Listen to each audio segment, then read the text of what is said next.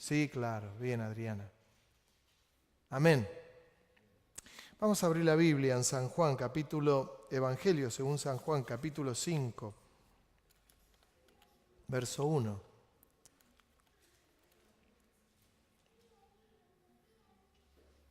Después de estas cosas, había una fiesta de los judíos y subió Jesús a Jerusalén. Y ahí en Jerusalén, cerca de la puerta de las ovejas, un estanque llamado en hebreo Betesda, el cual tiene 5 pórticos. En esta yacía una multitud de enfermos, ciegos, cojos y paralíticos, que esperaban el movimiento del agua, porque un ángel descendía de tiempo en tiempo al estanque y agitaba el agua, y el que primero descendía al estanque después del movimiento del agua, quedaba sano de cualquier enfermedad que tuviese. Y había allí un hombre que hacía 38 años que estaba enfermo. Cuando Jesús le vio acostado, y supo que llevaba ya mucho tiempo así, le dijo: ¿Quieres ser sano? Señor, le respondió el enfermo, no tengo quien me meta en el estanque cuando se agita el agua, y entre tanto que yo voy, otro desciende antes que yo. Jesús le dijo: levántate, toma tu lecho y anda. Y al instante aquel hombre fue sanado, y tomó su lecho y anduvo. Y era día de reposo aquel día. Entonces los judíos dijeron a aquel que había sido sanado: es día de reposo, no te es lícito llevar tu lecho. Él les respondió: el que me sanó, él mismo me dijo: toma tu lecho y anda. Entonces le preguntaron: ¿quién es el que te dijo: toma tu lecho y anda? Y el que había sido sanado no sabía quién fuese, porque Jesús se había apartado de la gente que estaba en aquel lugar. Después le halló Jesús en el templo y le dijo: mira, has sido sanado, no peques más. Miren el concepto de Jesús: no peques más, para que no te venga alguna cosa peor. El hombre se fue y dio aviso a los judíos que Jesús era el que le había sanado. Y por esta causa los judíos perseguían a Jesús y procuraban matarle, porque hacía estas cosas en el día de reposo. Jesús le respondió: mi Padre hasta ahora trabaja y yo trabajo. Por esto los judíos aún más procuraban matarle, porque no solo quebrantaba el día de reposo, sino que también decía que Dios era su propio Padre, haciéndose igual a Dios. El día de reposo, hoy 1 de mayo, feliz Día del Trabajador para usted.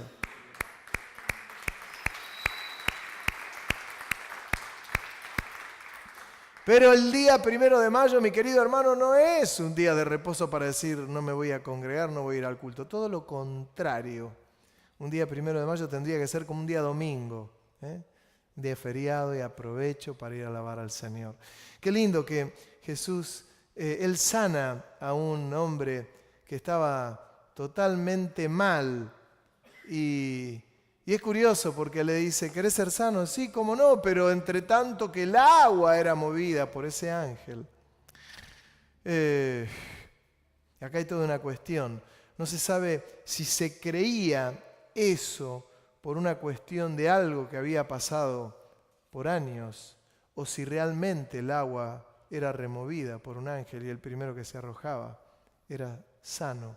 Una opción u otra deja una puerta abierta, que Jesús va al lugar donde está el estanque y simplemente le dice a aquel joven: ¿quieres ser sano? Nadie hay que me meta en el estanque, hay alguien que me gana de mano cuando el agua es movida por el ángel.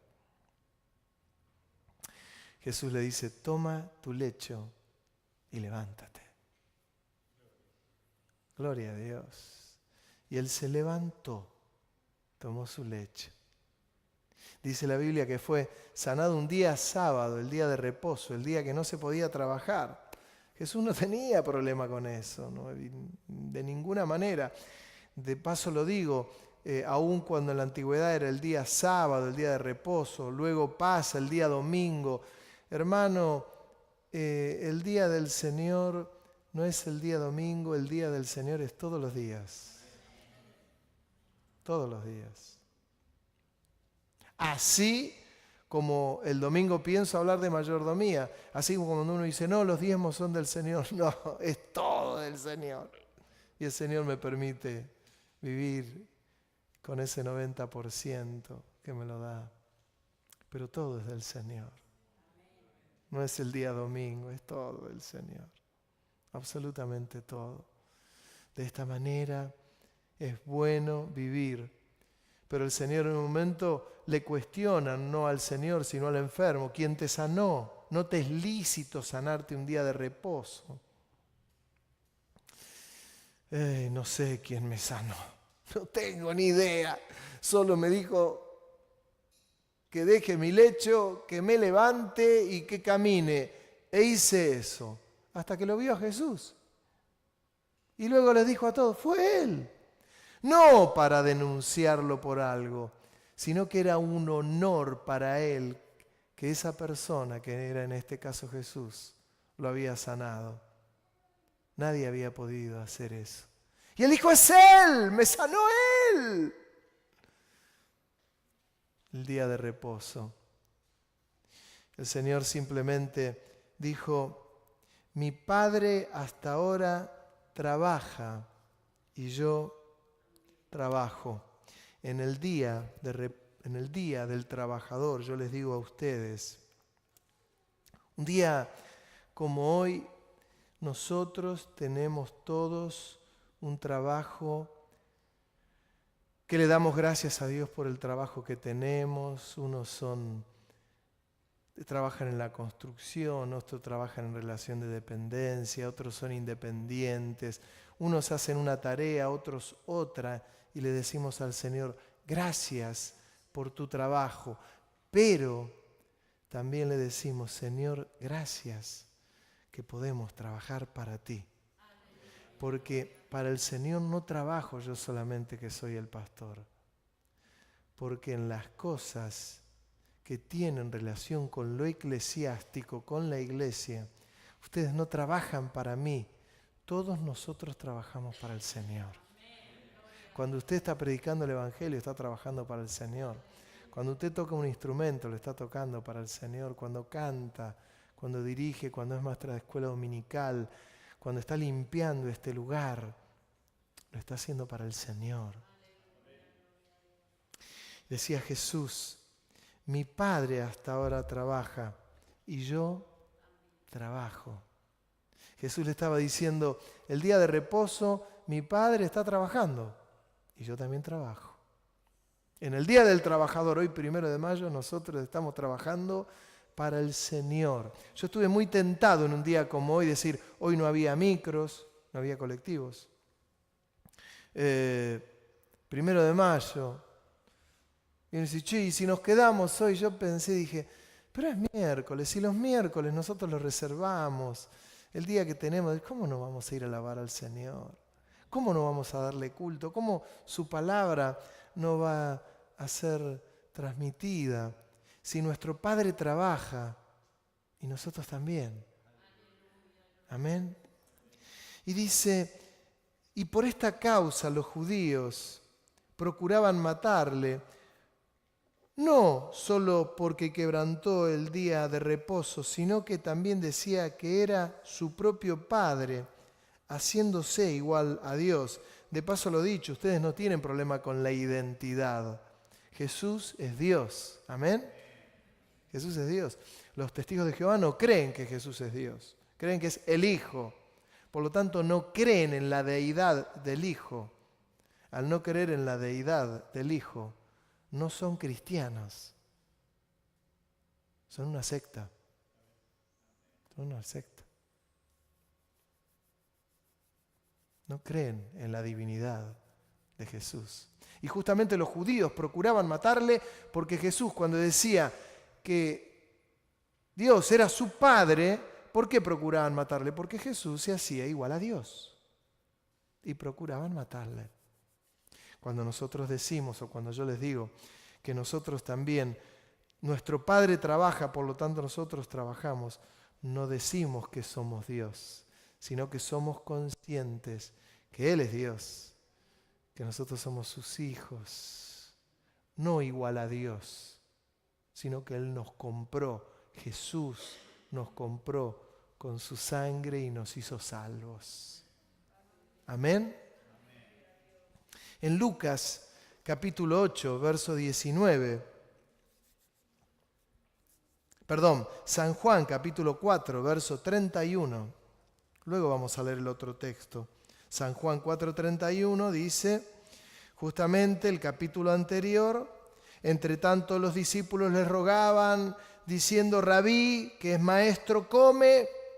Él les dijo, yo tengo una comida que comer que vosotros no sabéis. Entonces los discípulos decían unos a otros, ¿le habrá traído a alguien de comer?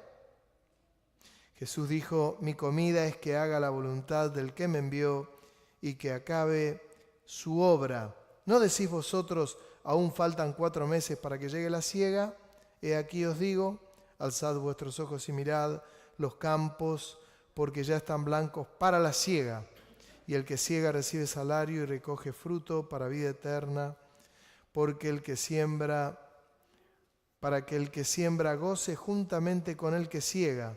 Porque en esto es verdadero el dicho, uno es el que siembra y otro es el que siega. Yo os he enviado a segar lo que vosotros no labrasteis. Otros labraron y vosotros habéis entrado en sus labores. Y muchos de los samaritanos de aquella ciudad creyeron en él por las palabras de la mujer. Daba testimonio diciendo, me dijo todo lo que he hecho. Este es el acto en que Jesús ve a una mujer samaritana y le pide agua y le dice, dame de beber. Y la mujer dijo, ¿cómo me pides de beber? Samaritanos y judíos no nos hablamos. Y él dice, si tú me pidieses a mí agua, yo te daría un agua que nunca más vas a tener sed. Y ahí comenzó todo un diálogo. Y hasta la mujer le habla y le dice, tienes 5 maridos y el que tiene no es tu marido. Y se armó una revuela ahí. Pero el tema es que aquella mujer que había tenido 4 maridos, 5 maridos, de una manera muy rara, Jesús le predicó el Evangelio, tuvo vida eterna en su corazón, fue y llevó el Evangelio al resto de los samaritanos, vinieron y creyeron por el dicho de la mujer, pero ya escuchando las palabras de Jesús. Ahora bien, ¿qué es lo que le dice a los discípulos? Los discípulos dicen, ya a los discípulos les parecía raro que estuviese hablando con una mujer. Una cosa terrible, terrible. Como si un hombre, no, de acuerdo a la cultura, no estaba demasiado bien visto. Sin embargo, no le dijeron nada a Jesús. Habló con esa mujer. Y en un momento le dijeron, ¡come! No, y alguien dice, ¿quién le habrá traído de comer? Y Jesús le dice, mi comida es que haga la voluntad de mi Padre. Y ahora te pregunto a vos, ¿cuál es tu comida? ¿Es la misma? Porque la comida de Jesús era hacer la voluntad del Padre. Y esta debería ser nuestra comida. Hacer la voluntad del Padre. ¿No decimos que queremos ser como Jesús siempre? Es más, cantamos una canción que decíamos, que dice, Dios, quiero ser como tú, yo quiero ser un vaso de tu amor. ¿Se acuerda? Yo quiero ser como tú. ¿Cuántos quieren ser como Jesús? Sin embargo, él decía que quería hacer la voluntad del Padre. Y él les habla a los discípulos y les habla de la siembra. Dice, uno es el que siembra, el otro es el que siega. Yo os he enviado a segar lo que vosotros no labrasteis. Otros labraron, y ustedes y vosotros habéis entrado en sus labores. Otra vez el trabajo. Nosotros entramos en las labores del Señor. Hermano, yo lo estoy haciendo trabajar el 1 de mayo, el Día del Trabajador. Nosotros entramos en las labores del Señor. Hubo otros que trabajaron hace muchos años. Pasaron los años, se murieron, se fueron con el Señor y vinieron otros creyentes. Caímos nosotros. Somos los que estamos de turno. ¿Cuántos están de turno? A ver ahora. Hermanos, yo tengo una, no sé si buena noticia o mala, pero nosotros somos como esa farmacia que uno está buscando un remedio y se fija en algún listado. ¿Cuál es la farmacia que está de turno? Tengo un niño y tiene fiebre, son las 11 de la noche, las 12 de la noche. No sé, pero cuando mis hijos eran chiquitos y me pasaba una cosa así, trataba de llamar por teléfono, agarraba el auto y recorría las farmacias, iba una cerrada y me fijaba en el papelito, farmacia tal de turno. Ahora le abro un paréntesis, ya pasé esa época, qué lindo. Aleluya. Los miro a los padres jóvenes y digo, anda fijándote cuál es la farmacia de turno, ¿no? Ya no me pasó. Qué lindo. Pero mirando cuál era la farmacia de turno y llegaba una y eran las 2 de la mañana y le tocaba timbre y salía el farmacéutico medio dormido. ¿Qué necesita? Y le daba una receta o le pedía Novalgina o lo que sea y me lo vendía. Estaba el farmacéutico de turno. Tengo una buena noticia para darle a usted. Usted entró en las labores y está de turno. Yo no sé si se pone contento. Pero en las tareas celestiales usted está de turno y puede que ocurra otra cosa, puede que usted se haga la rata.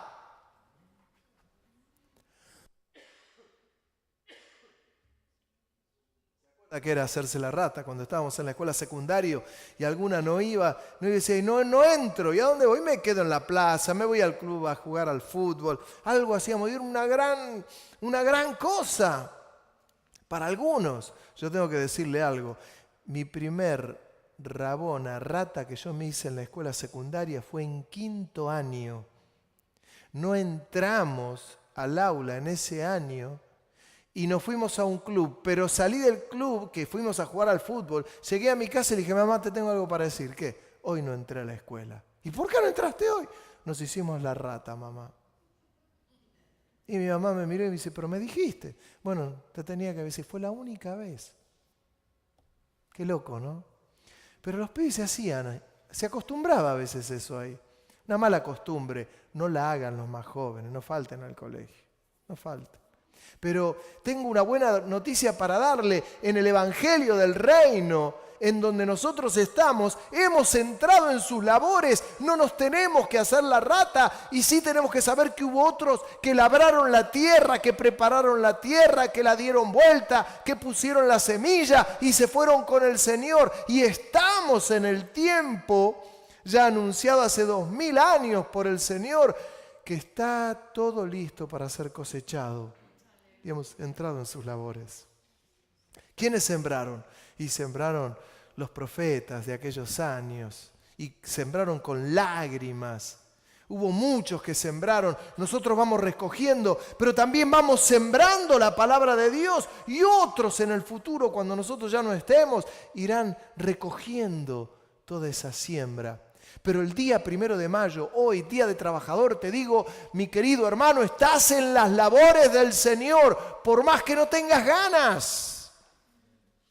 Y lo bueno es hacerlo con ganas. Lo bueno es hacerlo con pasión. Lo bueno es hacerlo con fuerza, sabiendo que estamos trabajando para el Señor. Hace muchos años, yo tendría unos 11 años, y había un vecino mío, una vecina mía, que ella hacía salsa de tomate. Entonces le dice a su hijo, ¿me acompañás a la quinta? ¿Y en qué consistía? Era una quinta grande, y llevar unos canastos y recoger todo el tomate, era autoservicio, pero sacarlo de la planta era apasionante, hermano. ¿Sabe lo que era para mí? Era una quinta que estaba cerca, pero nunca me había metido, y veía las plantaciones de tomate a lo largo, y íbamos sacando los tomates, lo íbamos poniendo, y algunos estaban maduros. Y en un momento con mi amigo empezamos a sacar los tomates, y empezó la guerra de tomates. Acuérdense que yo era indio, yo era muy aborigen, y mi amigo también, y empezó un tomate, ¡pum! ¡Pum! A los tomatazos, y la madre, ¡paren! ¡Paren! Y no había nadie que nos controle. Y los tomates volaban. Qué lindo volver a esa época, Señor. estábamos trabajando para la madre de mi amigo.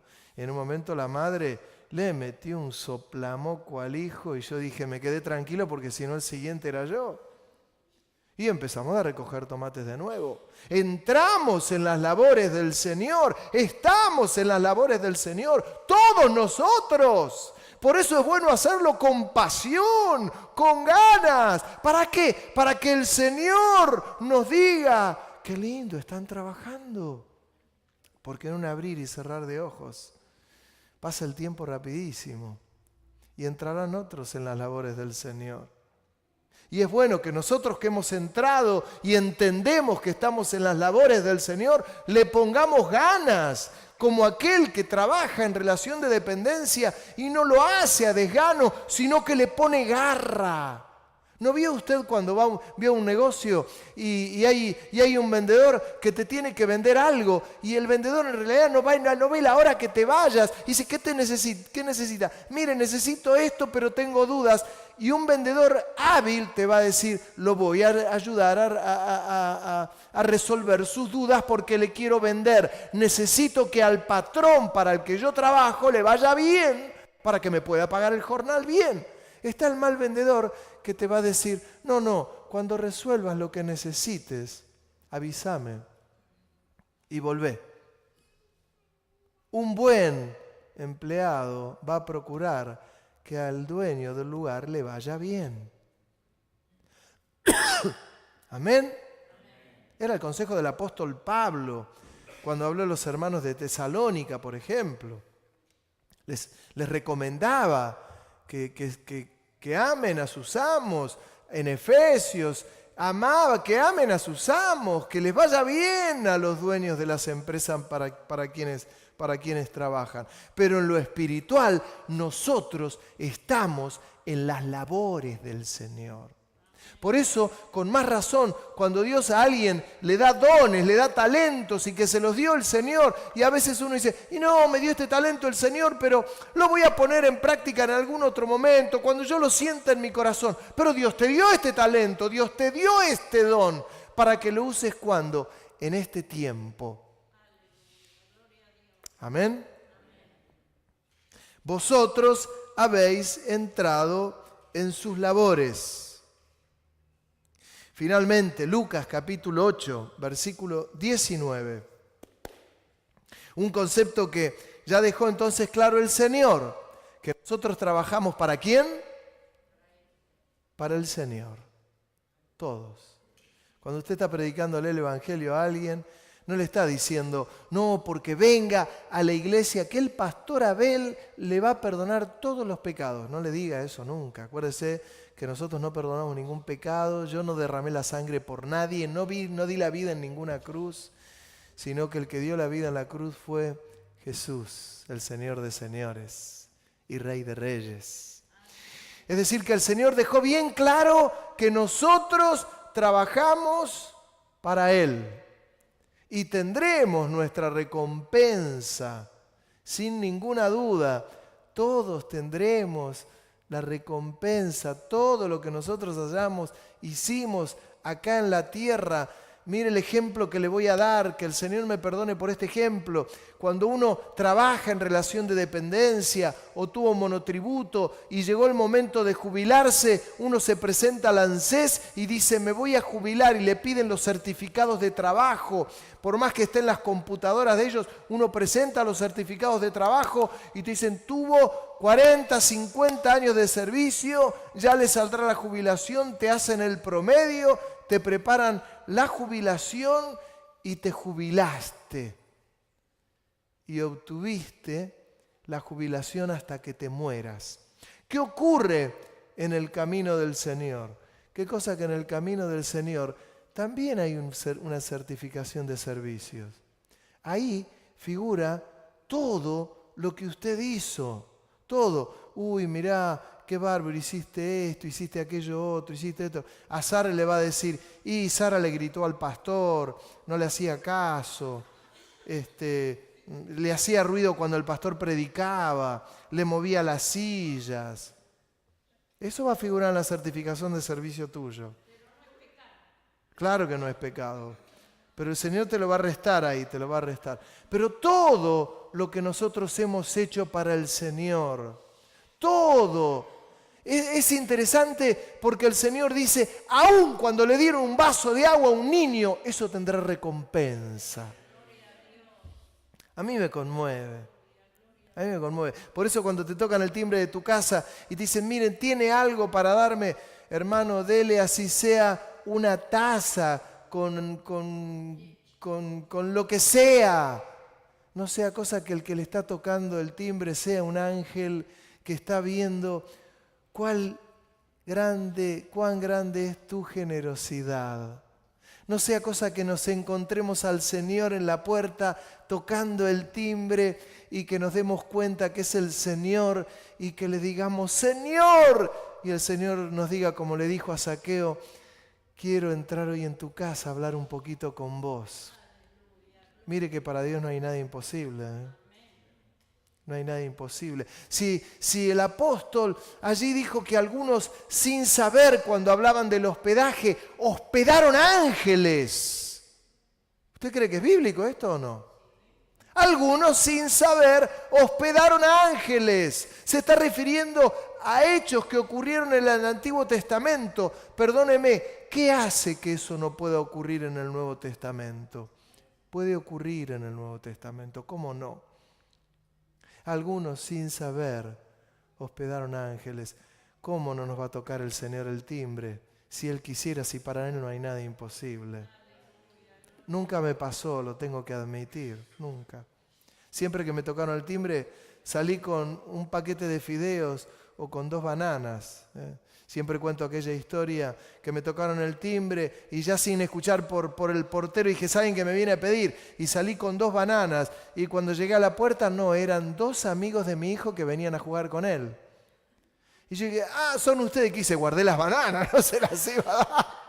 Si estos 2 no tenían hambre. Eran los amigos de mi hijo. ¿A quién buscan a Juan? Y pasen. Me puse las bananas atrás, les abrí la puerta. Porque si les daba las bananas, se las comían. Hermano, solo recuerde esto. Usted ha entrado en las labores del Señor. Dios lo ama profundamente. El 1 de mayo le digo, usted se va a jubilar con el trabajo que tiene, pero usted nunca se va a poder jubilar trabajando para el Señor. Ni usted ni yo, nunca. Nos vamos a jubilar el día que nos sacan en un cajón con los pies para adelante porque solo están llevando nuestra armadura, porque lo que está dentro y lo que sirve se fue con el Señor. Y allí el Señor nos espera con la certificación de servicio y nos dice, ¡adelante! ¡Adelante! Y qué lindo que el Señor nos diga, buen siervo y fiel, sobre poco has sido fiel, sobre mucho te pondré. Yo anhelo, yo deseo que el Señor me diga esto. Yo no deseo que el Señor me diga, me aplaudo, uy, miren lo que hicieron, mirá, Abel, hiciste aquello otro, hiciste... No, yo me conformo con que el Señor me diga, buen siervo y fiel, sobre poco has sido fiel, sobre mucho te pondré. Entra en el gozo de tu Señor. ¿Sabe? Habría un montón de cosas que el Señor podría recordar. No nos podría reconocer por esto, por aquello, por otro. Que todo lo que Él nos pueda decir, que al ser humano se le infla el ego. El solo hecho de darnos cuenta que Él murió en una cruz y que sus manos fueron agujereadas por amor y que entregó su vida por amor y una corona de espinas fue puesta sobre su cabeza. Todo lo que nosotros hicimos no tiene ningún sentido con lo que Él hizo por nosotros. Usted ha entrado en las labores del Señor en el mismo momento que usted se convirtió. Que Dios le bendiga, siga trabajando y no se canse, porque todavía hay mucho por hacer. Ahora participaremos de la cena del Señor, pero hay mucho por hacer. Amén.